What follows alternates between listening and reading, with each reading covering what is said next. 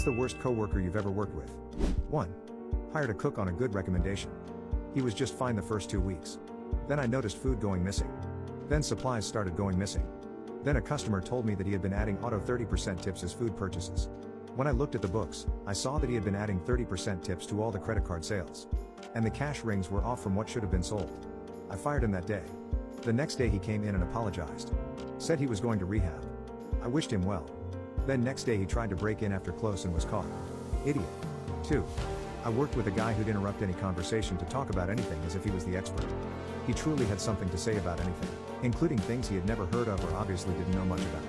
When the subject being discussed was something in the category of things he didn't know much about, he would slowly steer the conversation away from the original discussion to something he would like to talk about at the moment. It was both amazing and the most annoying thing I had ever had to deal with. 3. This guy named Daniel I used to work with at McDonald's in high school. He let everyone know he worked out and enjoyed being